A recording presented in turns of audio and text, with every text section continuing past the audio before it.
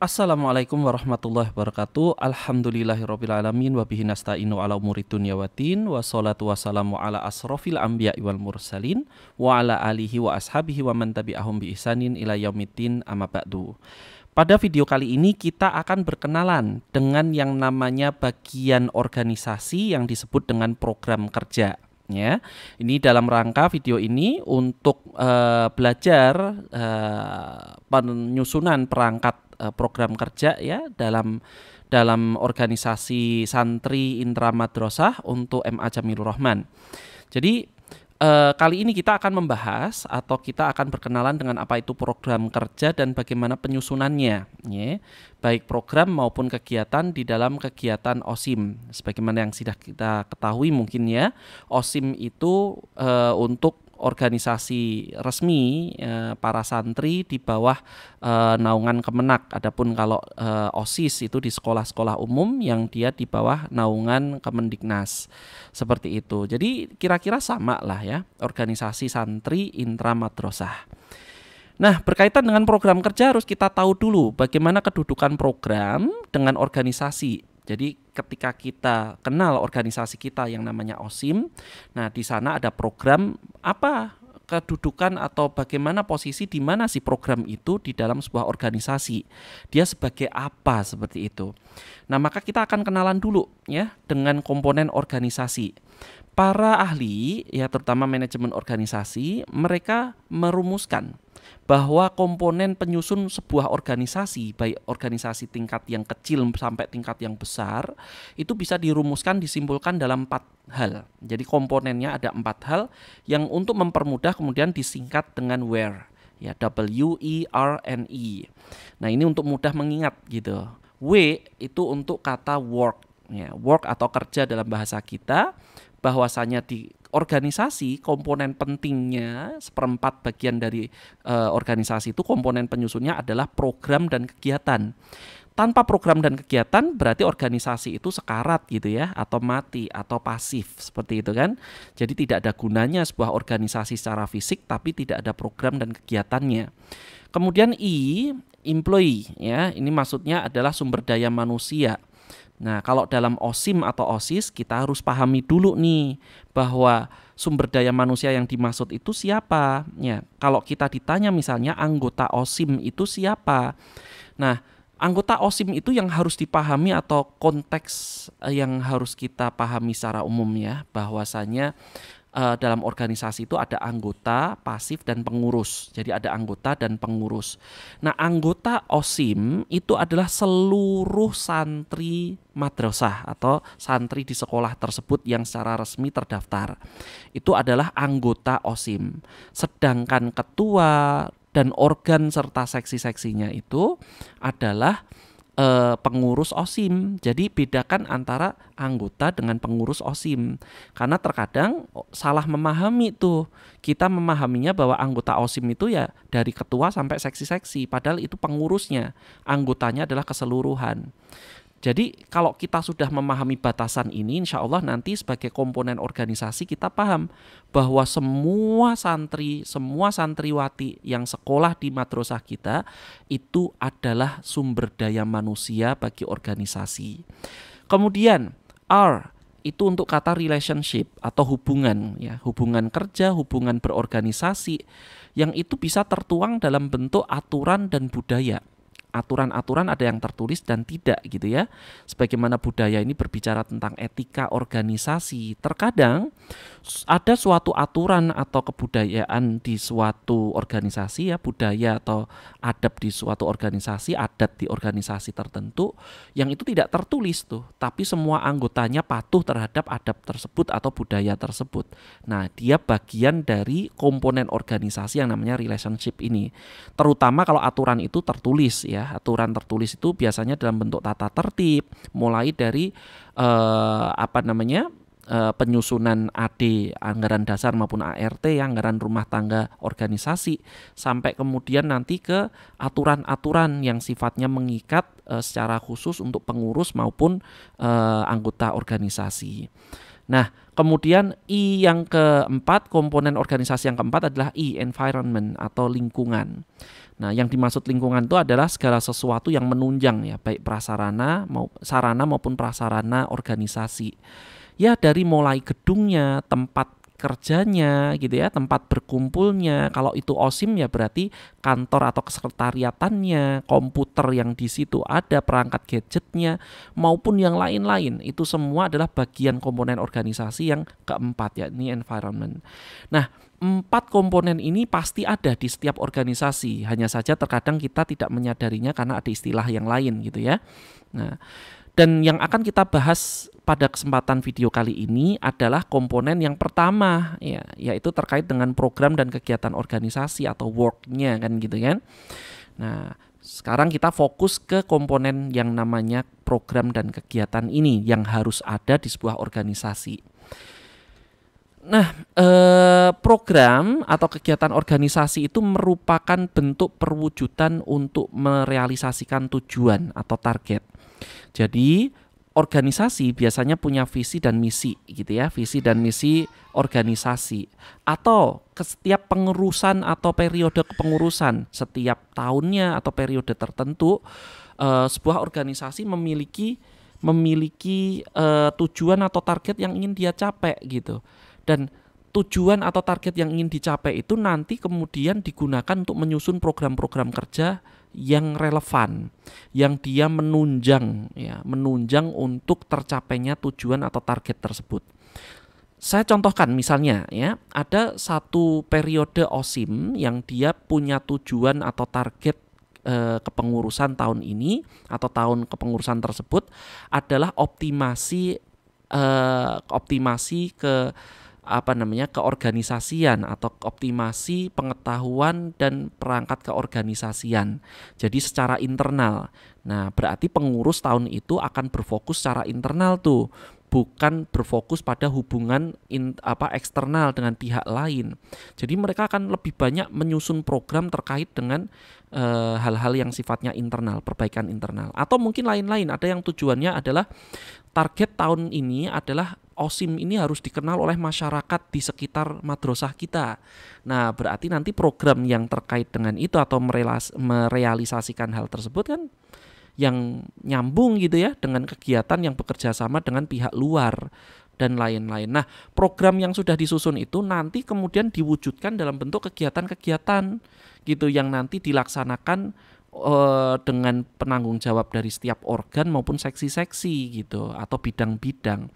Jadi harus diingat, kesalahan yang umum terjadi di tingkat organisasi OSIM itu adalah mereka menyusun kegiatan tanpa ada program dan target, tanpa merumuskan target dan menyusun program. Mereka sudah melakukan daftar kegiatan. Maka kita dapati kegiatan yang seperti itu biasanya tumpul gitu ya, artinya tidak bisa dievaluasi karena memang nggak punya target kan.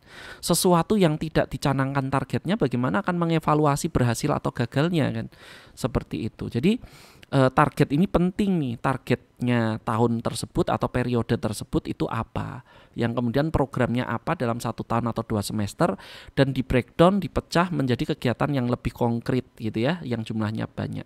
Bisa jadi satu program disusun atau didukung oleh beberapa kegiatan ya, dan di mana kemudian nanti berhasilnya kegiatan-kegiatan itu akan dievaluasi dalam program. Bisa jadi kegiatannya berhasil, tapi programnya ternyata kok tidak tercapai gitu.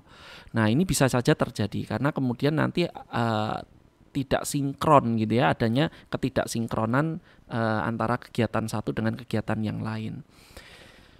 Nah, berikutnya kita ingin belajar tentang urutan tahapan penyusunan program dan kegiatan kerja ya, program kerja, proker dan kegiatannya. Ada 4 tahap nih yang harus kita tahu dalam berorganisasi. Yang pertama tadi adalah merumuskan target kepengurusan atau tahun kepengurusan ya, atau tahun masa bakti gitu ya, atau bagaimana, yang itu kemudian harus punya target tersendiri tuh, yang biasanya nanti bisa kemudian untuk mencapai target itu semangatnya disusun tagline gitu ya. Nah, target ini harus ada. Contohnya tadi targetnya adalah terkait dengan pembenahan organisasi atau belajar mendalami organisasi, berarti kan internal kan sifatnya. Atau yang lain-lain ya, target itu tergantung dari masa bakti atau kepengurusan tahun tersebut. Dari target tersebut tahap kedua kemudian disusun program-program organisasi gitu, yang tujuannya untuk mencapai target utama. Jadi program ini nanti akan bisa dievaluasi karena kita sudah punya target kan, berarti dia punya parameter, ya punya skala apakah program tersebut dianggap berhasil atau gagal. Nah, untuk mencapai keberhasilan program, maka kita pecah program tersebut dalam bentuk kegiatan-kegiatan tahap yang ketiga. Jadi disusunlah berbagai kegiatan untuk merealisasikan program-program kepengurusan tadi.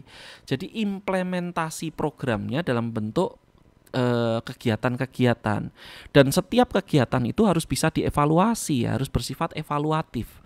Kalau sebuah kegiatan tidak bisa dievaluasi, maka dia tidak akan diketahui apakah itu bisa mendukung, menyokong berhasilnya program atau tidak kan gitu kan. Jadi ada target turun ke bawah menjadi beberapa program, setiap program dipecah lagi menjadi beberapa kegiatan. Yang tahap keempat nanti evaluasi semuanya gitu. Dimulai dari bawah, dievaluasi dulu kegiatannya. Kemudian kegiatan yang sudah jalan itu apakah mendukung program tadi, programnya berhasil atau tidak dalam 1 tahun. Yang kemudian ya kepengurusan periode tersebut ya berani untuk mengevaluasi target utama. Dan demi perbaikan organisasi, ketika kita belajar berorganisasi, kita harus berani untuk menyatakan bahwa diri kita gagal pada beberapa hal, jujur gitu. Jadi dalam hal ini harus berani jujur untuk menerima bahwa kita gagal, sehingga kemudian terjadi evaluasi di situ. Mengapa kira-kira kok gagal ya, dan kemudian bagaimana supaya selanjutnya tidak gagal. Nah, itu tersusun dalam bentuk laporan pertanggungjawaban di akhir masa jabatan. Nah, yang harus kalian ketahui untuk mengevaluasi kan berarti harus ada parameter kan. Contohnya nih, nanti ada beberapa kegiatan yang dia parameternya itu kita buat ya. Misalnya nih, kegiatan berupa buka puasa Ramadan atau iftar jama'i di bulan Ramadan. Maka kemudian ada parameter tuh di situ. Misalnya dianggap berhasil apabila itu diikuti minimal oleh 90% santri misalnya ya, 90% santri, atau kemudian ada ilmu atau penyampaian ilmu di dalam majelis di situ gitu ya. Artinya ada penambah ilmu fikih Ramadan tuh yang kemudian dievaluasi dalam bentuk soal atau tanya jawab. Nah, kemudian kalau dilaksanakan kegiatan tersebut ternyata yang datang itu hanya 70%. Berarti kita bisa katakan parameter di situ tidak tercapai kan? Gitu. Kemudian setelah ada pemateri menyampaikan materi Ramadan, ketika kita evaluasi ternyata nggak nambah ilmu atau pengetahuan di situ. Berarti kita nyatakan kegiatan tersebut masih gagal. Why atau kenapa gagal? Nah, kemudian itu dianalisis sehingga kemudian di pengurus berikutnya itu diperbaiki. Seperti itu. Jadi kegiatan itu ya berorientasi pada program gitu. Jadi jangan buru-buru langsung kita bicara kegiatan kalau kalian atau kita saja belum menyusun program. Dan program itu harus sinkron dengan target yang dipasang gitu ya, atau tujuan yang dipasang oleh kepengurusan. Nah, mari kita contohkan, kita ambil contoh nih bagaimana program dan kegiatan itu yang disusun di setiap organ atau seksi OSIM. Nih ya, misalnya nih, supaya kita ingat dulu bahwa program itu biasanya lebih abstrak dan lebih umum, sedangkan kegiatan itu adalah bentuk pengejawantahan dari program, sehingga dia sifatnya konkret dan spesifik gitu ya. Dan bisa jadi setiap organ di dalam organisasi itu memiliki program sendiri-sendiri, atau bisa jadi juga ada program bersama antara 2 organ gitu. Misalnya antara sekretaris dengan bendahara punya program yang sama dalam hal digitalisasi misalnya ya, digitalisasi keuangan maupun dokumentasi, digitalisasi dokumen misalnya. Nah, atau kemudian sendiri-sendiri gitu. Bisa jadi satu bidang atau satu organ memiliki 2 program, tapi itu berat tuh. Dimana nanti program itu direalisasikan dalam bentuk kegiatan-kegiatan. Ini saya contohkan misalkan ya, ada organ-organ seperti ketua, sekretaris, bendahara keamanan, bidang keamanan, ketertiban, atau kemasjidan, atau apa yang macam-macam ya, tergantung dari kepengurusan saat itu. Nah, setiap organ ini bisa jadi punya program sendiri-sendiri nih. Misalnya ketua punya program namanya peningkatan kepemimpinan, sekretaris punya program terkait dengan perbaikan administrasi karena dia melihat tahun-tahun sebelumnya administrasi itu carut-marut, berantakan gitu. Atau bendahara optimasi pengelolaan keuangan sehingga bisa surplus gitu ya, atau kemudian optimal di situ itu berarti bukan tentang surplusnya, tapi ketika berapapun yang masuk semuanya keluar dimanfaatkan gitu ya, tercatat dan dimanfaatkan secara akurat gitu. Atau keamanan nih, misalnya tentang kenyamanan, aman dan nyamannya lingkungan belajar gitu ya. Yang masing-masing program ini kemudian di breakdown, dipecah menjadi kegiatan yang macam-macam gitu. Nah, kalian bisa lihat tuh di sini. Contohnya ketua menyusun kegiatan namanya leadership untuk santri, atau dia sendiri akan mengikut bertekad ya untuk mencapai program itu, dia akan ikut pelatihan leadership di luar OSIM, misalnya di pihak luar kerjasama dengan yang diadakan oleh LSM atau yang lain-lain, atau membuat MOU kerjasama ya dengan organisasi-organisasi di luar yang terkait dengan kegiatan OSIM di kemudian hari misalnya. Atau sekretaris demi perbaikan administrasi tadi, dia kemudian membuat kodifikasi dokumen atau penggunaan Google Drive. Jadi 2 kegiatan kan itu. Atau kegiatan yang ketiga dari sekretaris ini adalah pengadaan cap gitu ya, atau stempel yang resmi, yang selama ini tidak ada. Nah, itu berarti kan satu kegiatan tuh sudah jadi tuh, yang nanti harus dievaluasi sesuai dengan parameternya kan. Bendahara juga kayak gitu tuh. Selama ini tidak pernah ada pelatihan manajemen keuangan organisasi, dia ikuti atau dia adakan gitu ya. Kemudian membuat rekening resmi organisasi misalnya, atau kemudian akun imani, sehingga kemudian nanti kalau ada sumber dana yang masuk itu dipermudah dengan menyeken QR code ya, atau QR code atau yang lain-lain itu bisa digunakan imaninya gitu untuk kemudian berkegiatan ya. Atau yang lain-lain seperti keamanan ya, membuat kegiatan yang kemudian diberi judul semut bersih atau semut kebersihan. Semua ikut terlibat gitu ya dalam kebersihan, atau semua tumut ya, sederet tumut kebersihan misalnya ya, semut itu maksudnya semua ikut dalam hal kebersihan. Dan lain-lain tuh, membentuk tim khusus ketertiban sholat dan lain-lain, itu mungkin bisa jadi banyak. Itu namanya kegiatan. Jadi kalian bisa bandingkan ya yang namanya program dan kegiatan. Satu program bisa dipecah menjadi beberapa kegiatan. Jangan kita berorientasi langsung menyusun kegiatannya, tapi mulai dari programnya. Yang program ini disusun berdasarkan target organisasinya.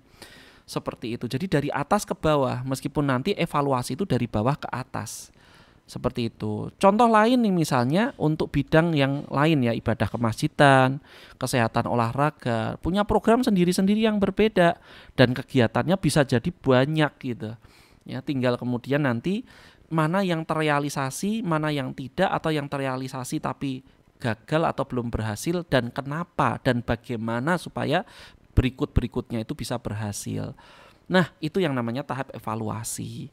Jadi sekali lagi, ketika kita ingin menyusun program kerja, maka lihat targetnya untuk tahun itu. Baru kemudian program disusun, dan kemudian dari program ini kita menyusun kegiatan-kegiatan dan selalu diskusikan dengan pembina OSIM, yang dalam hal ini dari kesantrian atau kesiswaan sekolah madrasah kalian.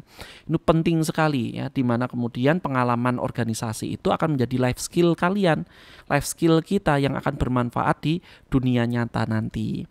Alhamdulillah ya, ini yang bisa kami jelaskan, semoga bermanfaat dan bisa diamalkan untuk memperbaiki dan semakin semangat kita dalam belajar berorganisasi ya.